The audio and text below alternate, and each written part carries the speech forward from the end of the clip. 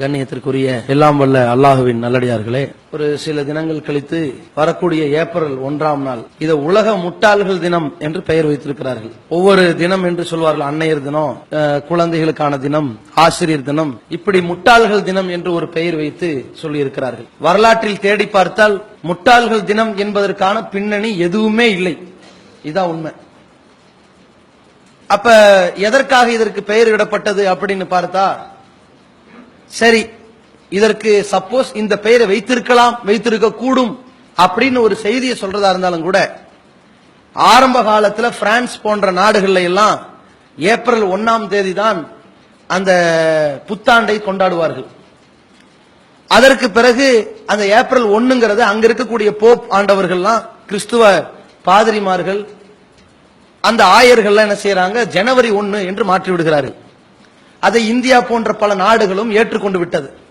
அப்ப ஜனவரி 1 புத்தாண்டு நாங்க அறிமுகப்படுத்தி எல்லாம் செஞ்சுக்கிட்டு இருக்கும்போது, லூசு பயலா இருக்கிற ஏப்ரல் 1 போய் இன்னும் புத்தாண்டா செஞ்சுக்கிட்டு இருக்கிற என்று அதை திட்ட ஆரம்பித்தார்கள்.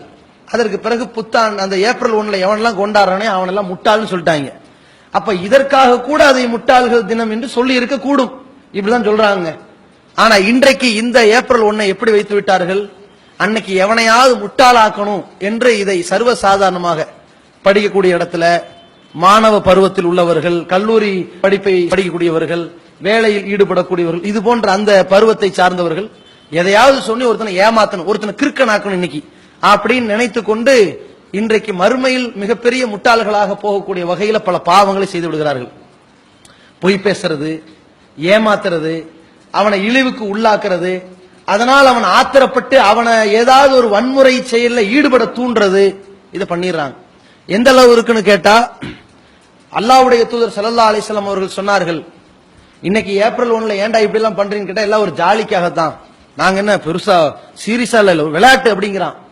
ஆனா நபி ஸல்லல்லாஹு அலைஹி வஸல்லம் அவர்கள் சொன்னார்கள், இன்னல் கதிப யஹ்தி இலல் ஃபுஜூர், பொய் பேசுவது பாவத்தின் பக்கம் தான் கொண்டு போய் சேர்க்கும். இன்னல் ஃபுஜூர யஹ்தி இலல் நார், பாவம் உன்னை நரகத்துல கொண்டு போய் சேர்த்து விடும் என்று சொன்னார்கள். அல்லாஹ் தன் திருமறை குர்ஆன்ல சொல்கிற பொழுது, குத்திலல் ஹர்ராசூன், பொய்யர்கள் அழிந்து நாசமாக போவார்கள். இன்ன லானத்தல்லாஹி அலல் காதிபின், பொய்யர்கள் மீது அல்லாஹ்வுடைய அழிவு உண்டாகட்டும் என்று சொல்கிறான். இன்னைக்கு பார்க்கணும், சர்வ சாதாரணமாக சொல்கிறார்கள். ஒரு சில வருஷத்துக்கு முன்னாடி கூட ஒரு தாயார் தன் கணவனை இழந்து தன்னுடைய பிள்ளையை மிக பெரிய கடனுக்கு ஆளாக்கப்பட்டு அந்த மகனை வெளிநாட்டுக்கு வேலைக்கு அனுப்பியிருக்கிறாங்க. போய் 1 மாசம் தான் இருக்குது, சம்பளம் வரல. அந்த நிற்கதியில தன்னுடைய வாழ்க்கையை எதிர்பார்த்திருக்கிற நேரத்தில் அந்த தாயார்கிட்ட அந்த ஏப்ரல் நேரம் ஒருத்தன் சொல்லியிருக்கிறான், உங்க மகன் 1 வேல ரிட்டர்ன் பண்ணிட்டாங்களாம், வேலை ரிஜெக்ட் ஆகி போயிருச்சு, சம்பளம் எல்லாம் இல்லையா, உங்க மகனை 1 வேல ரிட்டர்ன் பண்ணிட்டாங்க. அதை கேட்டு அந்த அம்மா என்ன பண்றாங்க, மனசு உடைஞ்சு பிரஷர் ஹை ஆகி போய் ரொம்ப தாக்கு பிடிக்க முடியாம பிறகு இறந்து போனார்கள். இவனுடைய ஏப்ரல் ஃபூல் என்பது விளையாட்டா போய் கடைசியில விபரீதமா போயிருச்சு. அநியாயமாக ஒரு உயிரை பறிகொடுத்த ஒரு நிலைக்கு இந்த கெட்ட செயல்கள் காரணமா இருக்குன்னா, இது தேவையா? இது இப்படி ஒருத்த மேல இங்கு தொளிக்கிறதும், அவனை கிறுக்கனாக்குறதும், அடுத்தவனை தாழ்மையா நினைக்கிறதும், அடுத்தவனை எரிச்சல் ஊட்டுறது, இதை பார்த்துட்டு அவன் தாங்க முடியாம அவன் என்ன பண்றான், இதற்கு பரிகாரமாக இது விடக்கூடாது, என்ன இப்படி பண்ணிட்டாங்க, அந்த கோபம் தாங்க முடியாம ஏதாவது ஒரு விபரீதமான முடிவு அவன் கையெடுத்தலாம். அப்ப இது மாதிரியான விளையாட்டான ஒரு காரியமாக இதை எடுத்துக்கொண்டு செய்து கொண்டிருக்கிற இந்த கெட்ட செயல்களிலிருந்து நம்ம ஒதுங்க வேண்டும். யாரையும் ஏமாற்றக்கூடாது. நபிகள் நாயகம் ஸல்லல்லாஹு அலைஹி வஸல்லம் அவர்கள் சொன்னார்கள், மன் கஸ்ஸ ஃபலைஸ மின்னா, எவன் ஏமாற்றுகிறானோ மோசடி பண்றானோ அவர்கள் என்னை சேர்ந்தவர்களே கிடையாது என்று சொன்னார்கள்.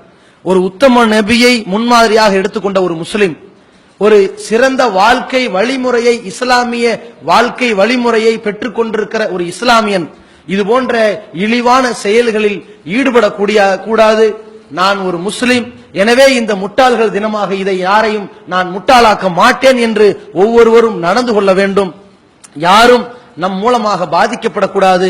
ஒரு சிறந்த முஸ்லிமை பற்றி ரசூலுல்லாஹி ஸல்லல்லாஹு அலைஹி சொன்னாங்க, அல் முஸ்லிமு மன் சலிமன் நாஸ் மின் லிசானிஹி வ யதிஹி, ஒரு சிறந்த முஸ்லிம் யார் என்றால், தன்னுடைய நாவினாலும் தன் கரத்தினாலும் எல்லா மனிதர்களுக்கும் பாதுகாப்பு வழங்க வேண்டுமே தவிர தீங்கிழைத்து விடக்கூடாது.